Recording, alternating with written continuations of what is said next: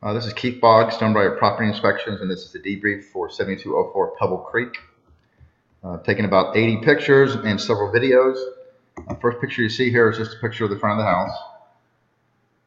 Right there. Nothing necessarily wrong. That's just for the title page of the report. So when I went up on the roof, I couldn't actually walk the roof.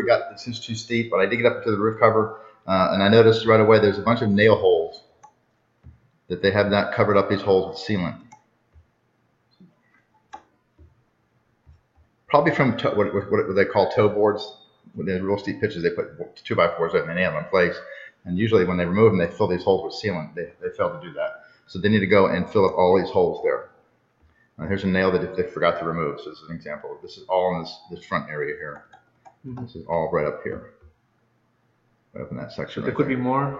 There probably is more, yeah. So I'm going to put in the report that there was exposed nail heads and nail holes that the roof needs to be evaluated, and any holes that they discover need to be sealed. Okay. There's a few more things too. Fast forward here. These are some loose shingles here in that same area. See, I can lift it with my fingers. This is actually missing adhesive. This next shingle has adhesive here, but it wasn't sticking. So those two shingles, also that same area I just showed you, you need to put additional adhesive here and here to hold those shingles down. This is your water meter. This little thing in the center here is called a low flow indicator. It spins around when the water's running. So if you turn the water on, you go out there, you'll see it spinning around. So one of the first things I did was check that low flow indicator to see if there's any kind of supply leaks. Generally new houses, you don't have supply leaks, but it has happened before. Also, this is a way of verifying your drip irrigation, stuff that's underground.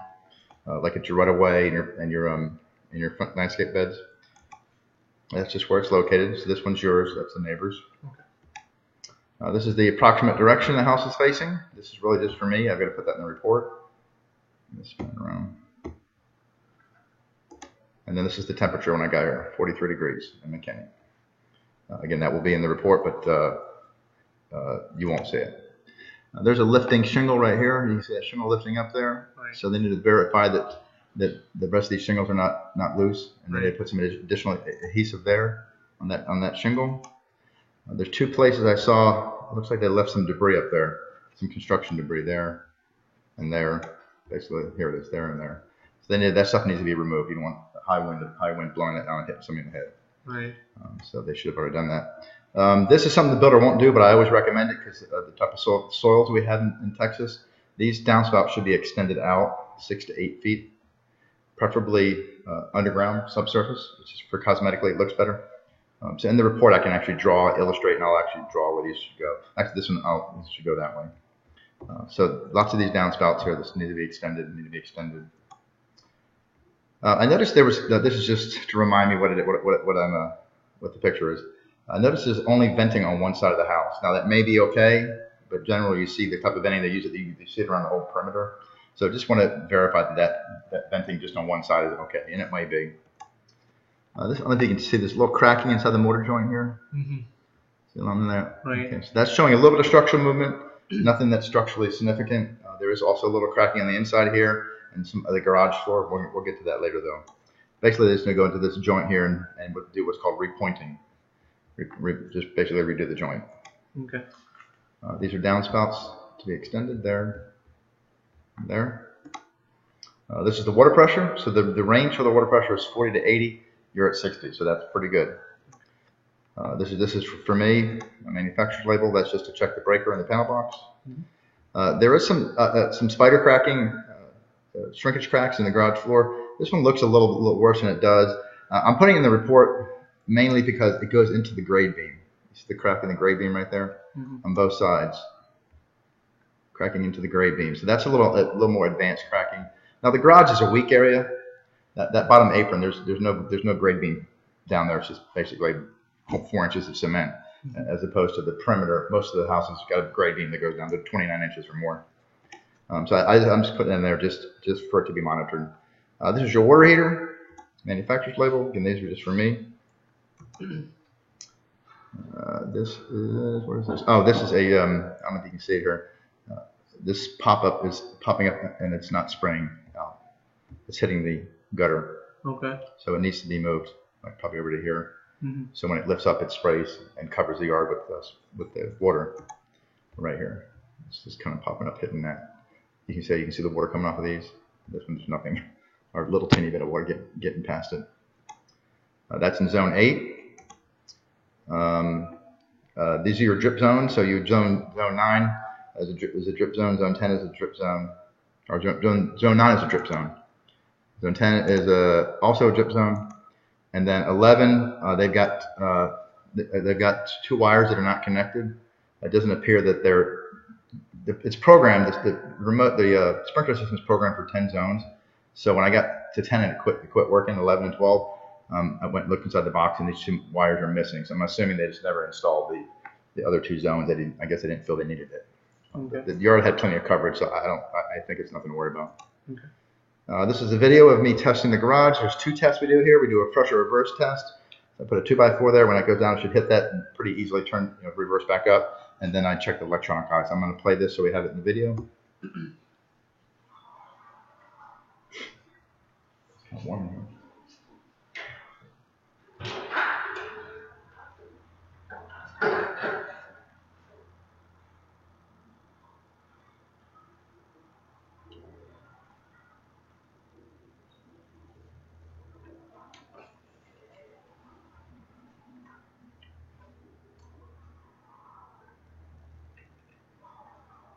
And this is electronic eye test to make sure that the eyes work. You'll see my foot there in a second.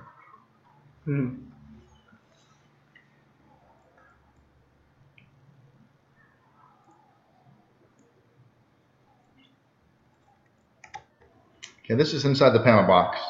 This is nothing to worry about over here. This is the sprinkler system I was just using. This is the breaker for your water heater. And you see this wire coming off of here? See how hot it is? Now you can get it like this. This is what it normally, if it's getting some heat, it'll look like this. But this breaker looks a little hot, and the wire looks a little hot.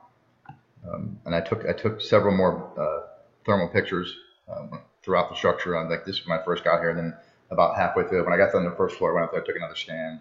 Went up to the second floor, finished the second floor, went out there, took another scan. So I got 3 total pictures.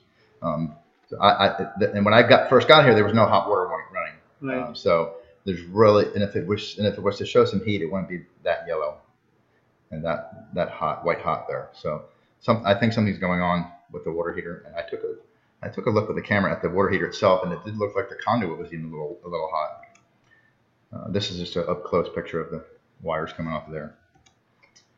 This door right here, the door going from the structure to the garage, this should be self-closing. This was in the code. They took it out, but it's a life safety features issue. So I always put it in the report. This is a fire door, and for it to be considered a fire door, it needs to be self-closing.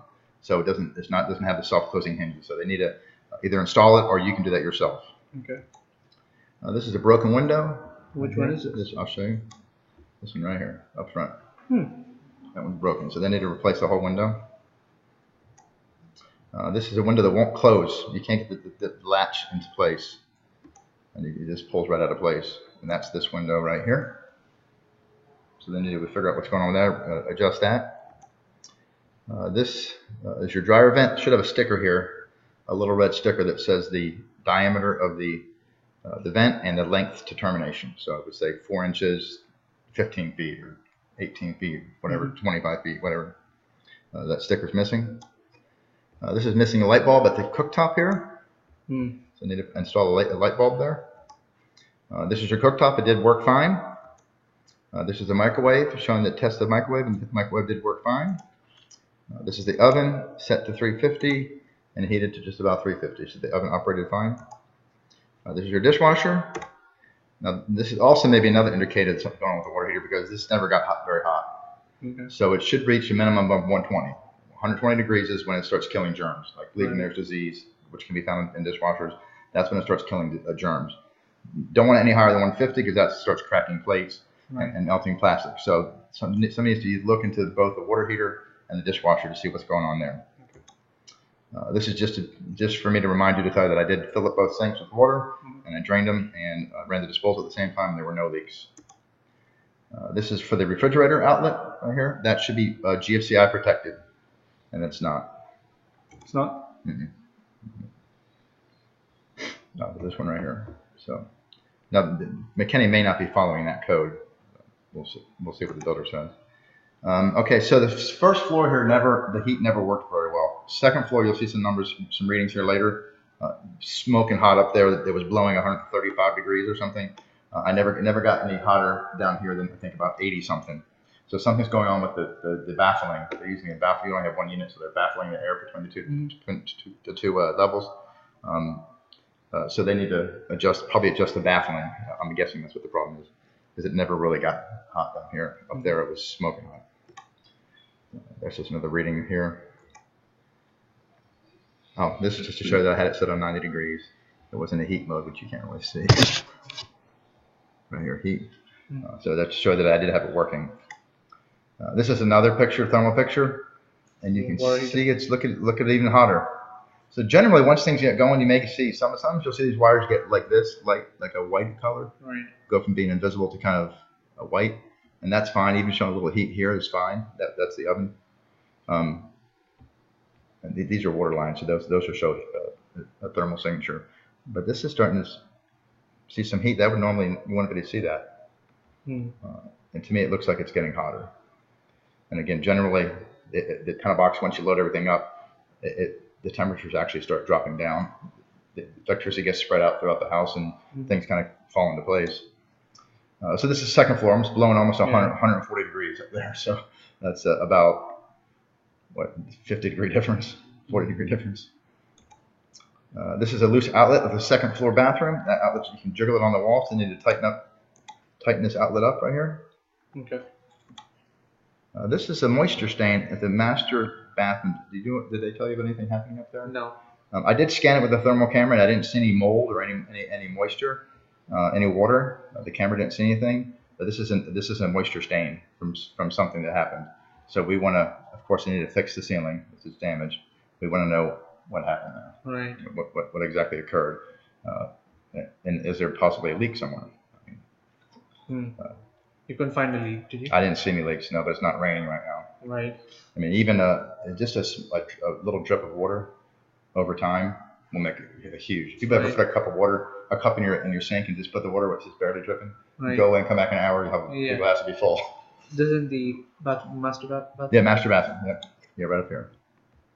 So we just want to know what's going on there. Of course, we'll need them to repair and paint that. Can you grab it? No. This is your furnace.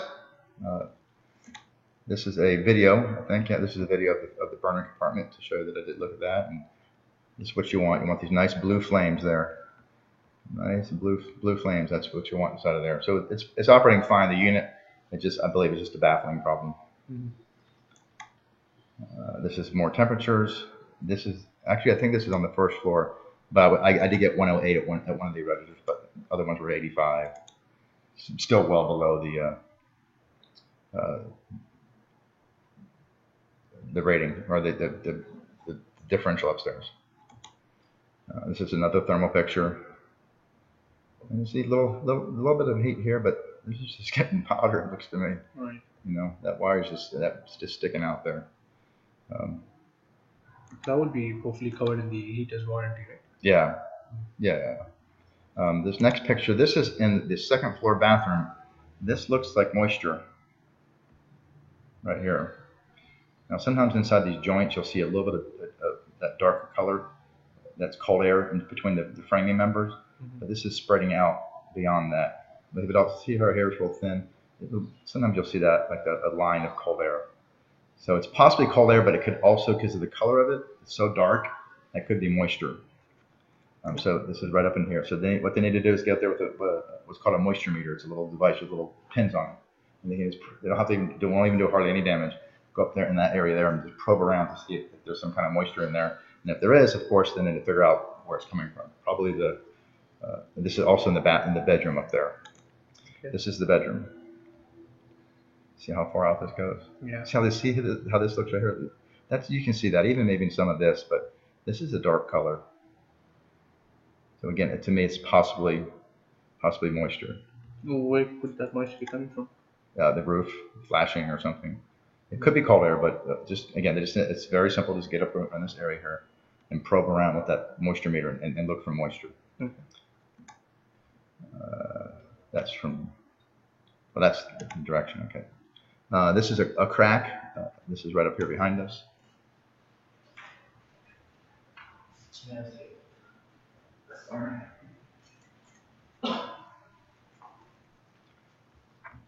Not structurally significant.